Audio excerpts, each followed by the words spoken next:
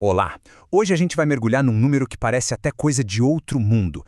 Quase 2 trilhões de reais. É tanto dinheiro que fica difícil até de visualizar. Mas afinal, de onde vem essa fortuna? E mais importante, para onde ela vai parar? Vamos investigar isso juntos. Olha só para esse número: 46,30%.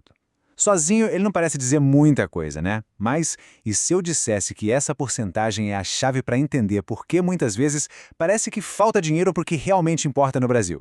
Fica aqui para descobrir o que ele significa de verdade. E tá aí a resposta. Este gráfico mostra o orçamento do governo federal de 2022. Dá uma olhada nessa fatia amarela gigante, 46,30%. Isso dá quase 1,9 trilhão de reais que foram destinados para pagar juros e amortizações da dívida. É isso mesmo, quase metade de toda a grana arrecadada foi só para isso.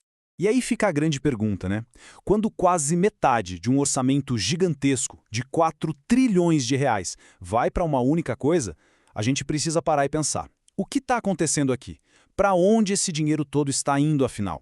Ok, para a gente entender esse rolo todo, vamos começar do básico. Afinal de contas, o que é essa tal de dívida pública?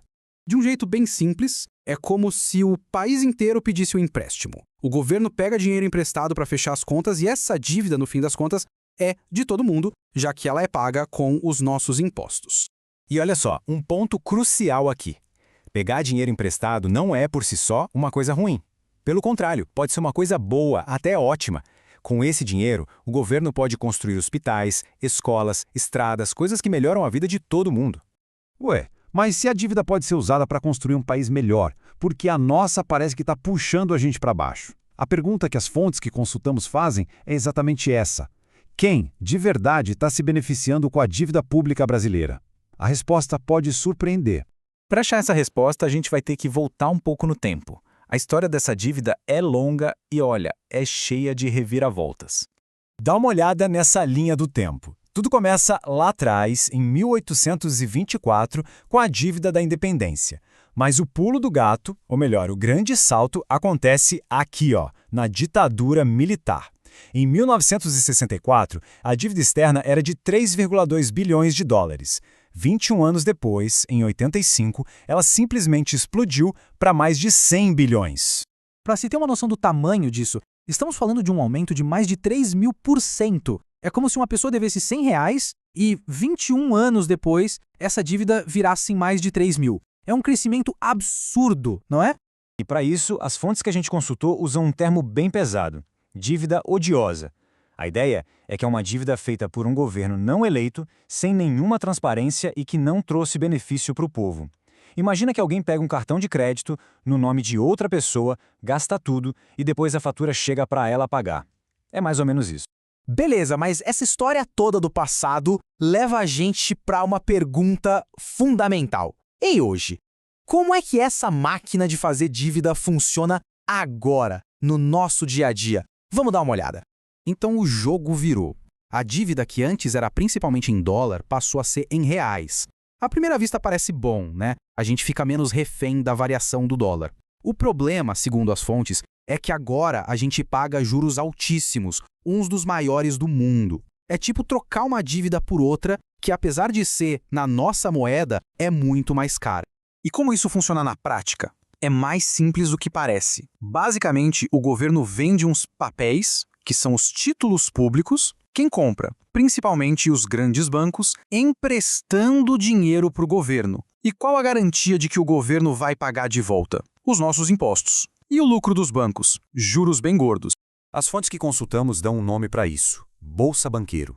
A lógica é a seguinte: os bancos pegam nosso dinheiro, aquele que a gente deposita na conta corrente ou na poupança, e usam para emprestar para o próprio governo, ganhando juros altíssimos. O resultado? A gente acaba pagando juros duas vezes, uma quando pega um empréstimo pessoal e outra quando paga impostos para cobrir a dívida pública. Tá, mas e aí? No dia a dia, na nossa vida, qual o efeito de tudo isso? Vamos ver agora. Essa metáfora da areia movediça, ela é simplesmente perfeita. Quanto mais o Brasil paga a dívida, mais ela parece crescer. É um ciclo vicioso que suga trilhões de reais todo santo ano, e mesmo assim, o valor total da dívida só aumenta. Parece um pesadelo que não acaba nunca. E este gráfico aqui de 2023, ele escancara para onde o dinheiro não vai. Enquanto a dívida levou 43% de todo o orçamento, a saúde ficou com só 3,7% e a educação com 3,0%. A imagem fala por si só, né? É uma questão clara de para onde o dinheiro está sendo direcionado.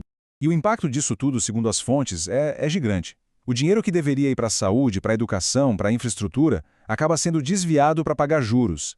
Isso serve de justificativa para cortar gastos, para privatizar empresas e, no fim das contas, trava o desenvolvimento do país e aprofunda as desigualdades. Mas não é como se ninguém estivesse vendo isso acontecer. Lá em 2000, um plebiscito popular, mesmo sem caráter oficial, juntou quase 6 milhões de votos, e mais de 90% dessas pessoas queriam uma auditoria completa da dívida. Esse movimento todo deu origem à organização Auditoria Cidadã da Dívida, que está nessa luta por transparência até hoje. E tudo isso nos traz a pergunta que fica no ar. Com tanto dinheiro em jogo e com a vida de tanta gente sendo afetada, uma auditoria completa dessa dívida poderia revelar muita coisa. A questão que fica é, o que será que a gente descobriria se essa caixa preta finalmente fosse aberta? A resposta para a questão de 2 trilhões de reais do Brasil pode estar lá dentro. Fica aí a reflexão.